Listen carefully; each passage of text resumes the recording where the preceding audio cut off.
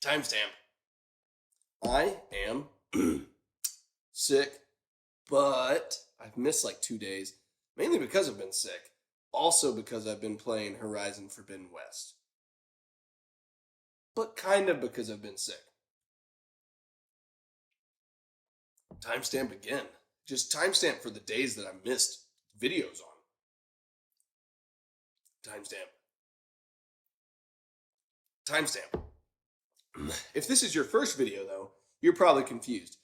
I am your friendly neighborhood board gamer, Devin, and this is Devin Talks Tabletop. Devin Talks Tabletop, specifically the Games I Got series. And I have decided to talk about Gloomhaven, which I did a short on the other day, joking about lifting up and actually opening the box and considering playing it, which I do have intentions on doing.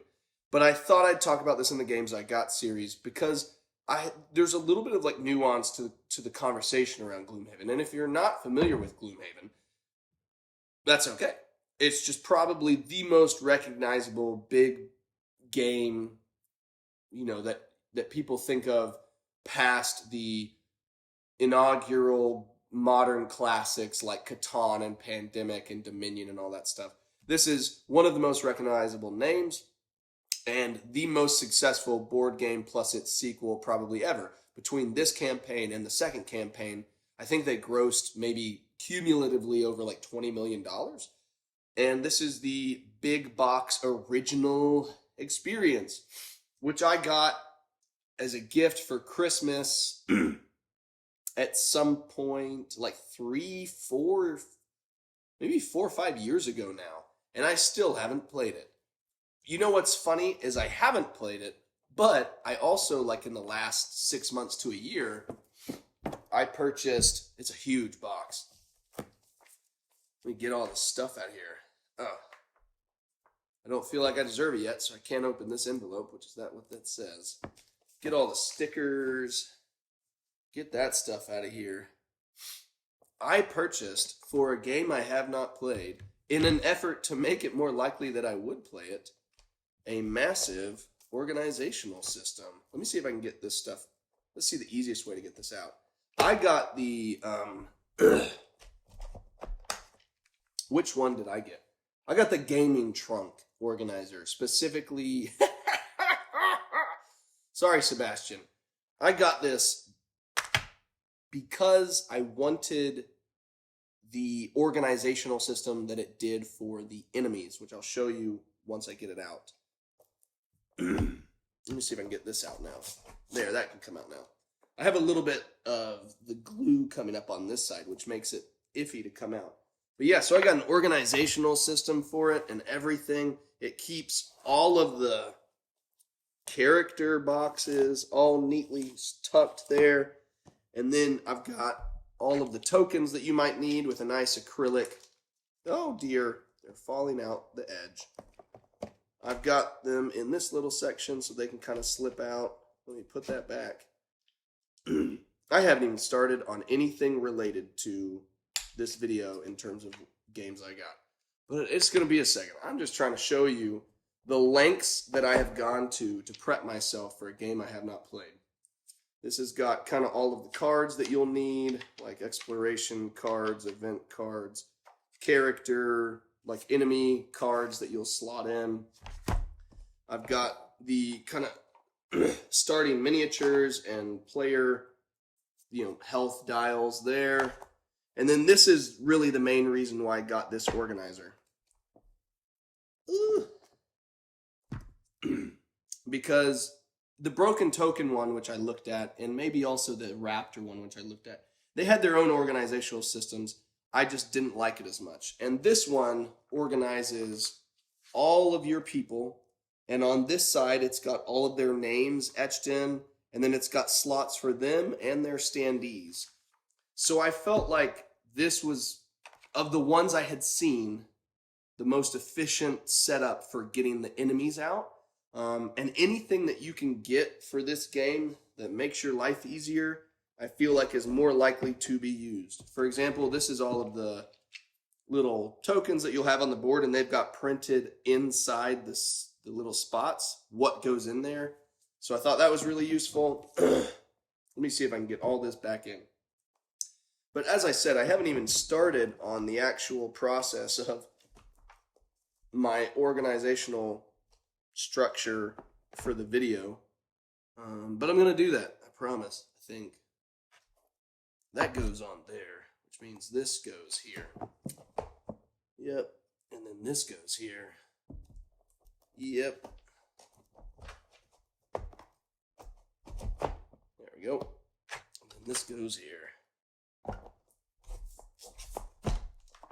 Yep. And then this goes here. So, I have a game that is usually around... Oh, the board's got to go in. I've got a game that's usually around $130, anywhere between maybe $80 and $130 is what this game normally costs. And then I have additionally like $100 organizer in it. And I'm okay. Oh, wait, what's that to? That is trash. This is trash from when I opened Eclipse. I thought I cleaned up everything. That's embarrassing. I'm going to have to throw that away. I'm sorry, Tina.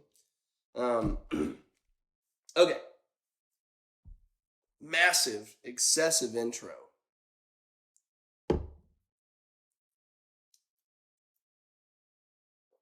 Timestamp. What is it? Gloomhaven is in Gloomhaven. Whew. I am not all there for this. Gloomhaven is a narrative dungeon crawler. It is designed by Childres. His publishing company, Cephalofair Fair Games, is the publisher for it. It was one of the most successful Kickstarters when it launched, and its sequel, Frosthaven, is, I think, the most successful board game Kickstarter, I think. At like over 13 million or something. And it is a game for 1 to 4 players. It takes place over the course of maybe over 100 hours of content here. The brothers Murph recently did a video where they played all of Gloomhaven in 1 week, which is insane. And they obviously didn't sleep much or do much else besides that. So that's really cool, though. But it is a card-based strategy game within the dungeon crawling world or genre, where you have a scenario that gives you an objective. Maybe it's kill all of the enemies. Maybe it's rush through the end and make it out in time. Maybe it's retrieve a certain artifact. But you have an objective, and then you have a world that you're supposed to play through. And the cards are the unique part of it. They are the mechanic that interests me the most because they have a top section and a bottom section. And on any turn, you play 2 cards. And you activate the top of one card and the bottom of another card. And you cannot change up that system. You have to activate the top of one and the bottom of another. Now, each top and each bottom of the cards, they have basic actions that can be used in place of those that are on the cards themselves. So if you ever realize that you don't want to exhaust some ability because maybe it makes the card go away permanently for the rest of that scenario, or because it doesn't make sense anymore, you can supplement it with the basic action that is described or marked on the card. But you have to work top and bottom on 2 different cards. And that puzzle, that way of examining what your possibilities are from your hand that starts off big and dwindles and sometimes comes back after you can discard cards to bring other discarded cards. You can burn cards permanently to bring discarded cards back. If I'm messing any of that up, I have played this, but I just haven't played this, which I'll talk about in a second. It's a very interesting mechanical puzzle between that card play, and it's why I like the game, and it's why I have not gotten rid of the game for other reasons. So that's what it is. Why I have it. I need a timestamp. It's been a while since I've done a video on games I got, sadly. So, and I also didn't bring my sheet with me. So, gonna have to remember stuff. Timestamp. Why I have it? I have it because I got it as a gift from my brother and family for Christmas one year. I saw a massive sale on Black Friday and I decided to order it. I was about to order it from myself, and apparently my brother at the same time saw it, and him and my family ordered it for me for Christmas. And I was like, dude, we have to get this. Like, this is the best sale I've ever seen. I think it was like $78 or $87 or something, which for this was a big discount at the time. And I went to him. I was like, dude, we got to buy this. This is the best deal I've ever seen. And he's like, you shouldn't buy it. And I was like, oh, okay, gotcha. So I got it for Christmas or for a present one year. That's why I have it. Also because I'm interested in the game. This was before I was doing content creation really at all. I wanted this. Or maybe I was doing board game stuff at the time. I don't think maybe I was. I can't remember. It was sometime in Texas. So, yes, that's why I have it. When did I get it? Timestamp. I got this at some point between 2017 and 2020. Sometime in that range. Because I got it when I was in Texas. I think it was towards the earlier side, but I can't be certain. Maybe 2018. Who knows? I got it sometime between 2017 and 2020. What do I like about it? Timestamp. This is where I get to talk about the fact that I've played this, even though I haven't played this. I have Gloomhaven. I also have Gloomhaven Jaws of the Lion. I also have the digital adaptation of Gloomhaven on Steam, because when I started off in the board game industry, I was writing for a website called Game Tyrant. And on there, it was mainly video game coverage. And when I joined them, I asked, do you guys do board game coverage? And they said, we have in the past, but we aren't doing it now. And I said, can I resurrect that? Can I do board game content again? And they said, sure. So I decided, okay, I want to do board game content. And that also then, the intersection of them being a video game website for coverage and me wanting to do board games, which is a analog physical experience. In the middle of that are board game adaptations and digital implementations of them. And so I started covering those because there wasn't a lot of coverage, and maybe really still isn't today. I mean, a lot more people are playing digital versions and digital apps thanks to stuff like Board Game Arena and the pandemic. But when I started this, it was pre-pandemic, and there wasn't a lot of coverage on digital adaptations or like reviews of them.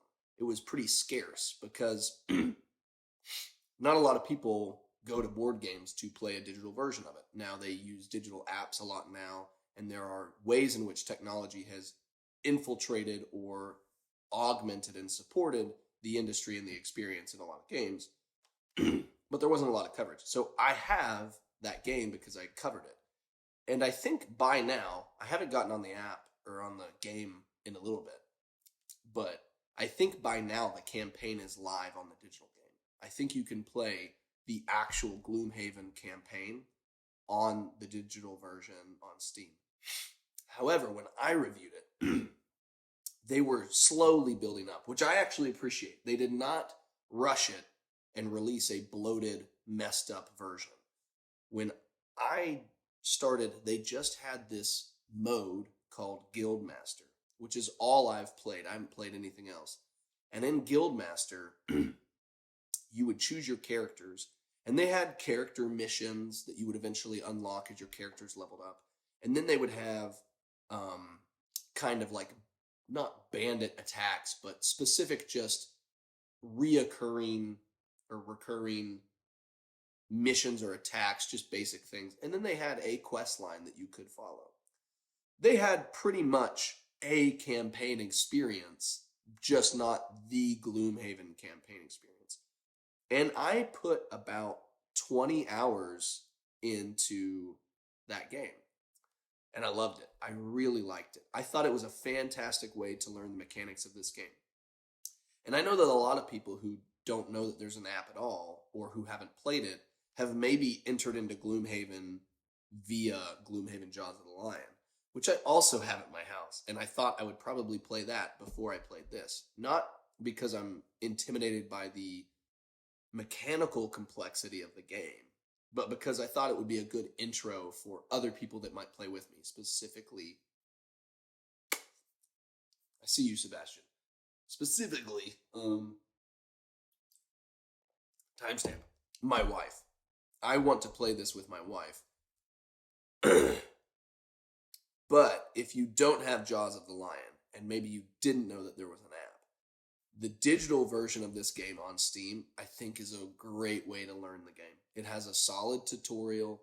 It teaches you the system, and you can pretty much play as much extra Gloomhaven as you want beyond the campaign within that world. You can do Guildmaster mode or other stuff, or you can just start the campaign there and then pick up here. But great way to learn the game, and it made me really appreciate and know that I fully enjoyed the system. Ergo, this is still here and I haven't culled it, because even though I haven't opened it in 3 or 4 years to play, I've opened it, just not to play. I've obviously opened it because I've got an organizer in there. I just haven't played it yet. But that is what I like about it, is the fact that I have played it and I did enjoy it. And the system where you get that card play and that puzzle. Because it's not just that you play a top card and a bottom card. It's that if you use a card's strongest ability, sometimes you burn it, which means you can't use it the rest of the scenario. It's gone. And then other cards, once you play them, they're discarded. And you can't get the discards unless maybe later you burn another card from your hand that you don't want to use for the rest of the scenario, and you recover discarded cards. And so slowly over the course of the scenario, your options are shrinking, and the amount of cards you can draw from is lower. And so that tension on when to use a card's strongest ability, when to sacrifice a card to bring back other ones, when to use a top ability versus a bottom ability, all of that nuance and decision making is what made me really appreciate this game.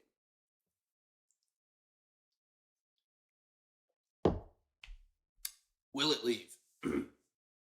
Probably once I've played it and when I've finished it, or when I feel like I have finished with it in terms of content. I have slowly accrued numerous big games. I've got Eclipse now, Mechs vs. Minions, Tidal Blades Deluxe, Black Rose Wars, Twilight Imperium, Zia, War of the Ring, Star Wars Rebellion, Forbidden Stars, Too Many Bones Trove Chest. I have a lot of big spatial boxes that take up a lot of space. And there are certain games that I will accept that they take up a lot of space because I think that they're evergreens, that they're forever games. I don't intend to get rid of them. And most of the ones I named are probably in that category. This, though, is something that I will likely get rid of once I've played through the content, because I can play through this game. I think that the only thing left that's inhibiting me from touching it and opening it up is just the logistics of play. I don't necessarily think that the organizer, I bought it for the sake of making each teardown and setup easier. I wanted it so the fact that actual gameplay time was more efficient. The thing that I feel like in the back of my head I'm holding on to this for is a board game table.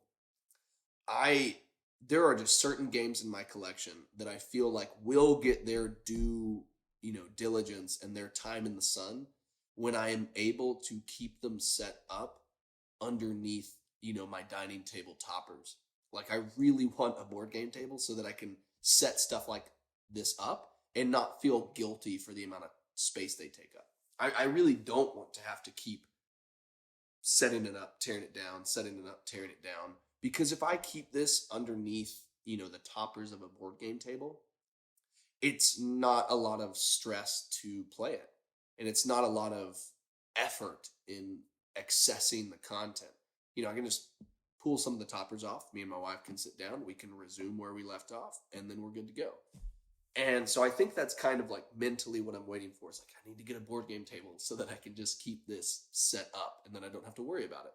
And there's a couple games that I'm probably in that same boat with. I just want to keep it set up. Like Bloodborne. Bloodborne, I enjoyed and I want to keep playing. But I'm like, man, I just want to keep it set up so I don't have to worry about tearing it down and getting it back. Especially because Bloodborne, I'm playing that as a solo game right now. And so it's like, if it's just for me, it's so selfish to keep the table, you know, cluttered with a game that is just for me. So I feel like for solo gaming, additionally, I want a board game table so I can keep games around and set up that I don't feel guilty about the fact that they're taking up real estate. I just keep, with the fact that we like to have people over whenever we can host, and we have 3 kids, I just feel guilty if I have a space that is so prohibitively inaccessible because of games that I have taking up space. So it will leave when I'm done with it, and I'm not done with it yet, so I can't tell you when. Would you like it? Timestamp. Timestamp. Would you like it? That's a hard question. This is not a game for everyone. I think specifically, I hate when I recognize that I say words that I don't need to say, but they're just habitual. It bothers me. Because I notice when other people do it. I notice when Jesse does it. I notice when Alex does it. I notice when other people use words so often when there's plenty of other words to use. So it bothers me. So it bothers me that I'm now realizing that I'm doing it. Would you like it? I think that a lot of people have purchased Gloomhaven and never touched it. Just like me. But I know, because I've played it, that I do like it and I want to play it. I think that Gloomhaven is maybe the best example of games that people think they should have. They're like, everybody loves it. It's the #1 game on BGG. I have to have it because I love it, or because other people like it. I have an obligation to get it. So I recently sold all of Root. I had everything you could have for Root, except for the new expansion that hasn't arrived yet and that I didn't back. I sold all of it, and it felt so good once I did. It felt so good. I'm not saying I don't like Root. I may have some thoughts on that at some point. I may film something with Alex or Jesse about Root, but I've got some thoughts on Root. Some particular thoughts. But I play it digitally. I have it on my phone. That's my phone. I don't know my point. That's my phone. I have it on my phone. And I don't feel the need to have the physical copy because I think it's much more likely that I will play digitally with people rather than try to bring in a group to play it physically. Just because of the kind of game Root is. And if you've played it, you know what I mean. And if you've played it and you don't know what I mean, fair. But I think that Gloomhaven is in that category of games that people think they should own, even if they don't like it. If you are not somebody who wants to invest in a game for hours, oh my gosh, I'm so ready to not be sick. If you are someone who thinks that you don't want to commit to a game for hours, and I mean the kind of person who looks at Pandemic Legacy and goes, I don't want to play that game 12 to 20 times. Or, someone who looks at a game like, I don't even know another one in my head right now. Think of that game in your head that you're thinking of, and that's the one that I'm telling you to think of. Timestamp. If you like spending a lot of time in a world, if you like crafty, thinky puzzles associated with card play, if you like an emerging narrative, and if you like a big adventure that at the end of the day, you can sit back and be like, wow, like so many good memories, so many good moments from that campaign, then this is a game that you'll like. If you don't like those things, I don't know if I would ever recommend this game. Here's what I would recommend. Is if you're ever on the fence. If you're ever on the fence about Gloomhaven, do one of two things. Either buy Gloomhaven Jaws of the Lion, which is like kind of an intro, much more accessible, and some people think it's more fun than Gloomhaven.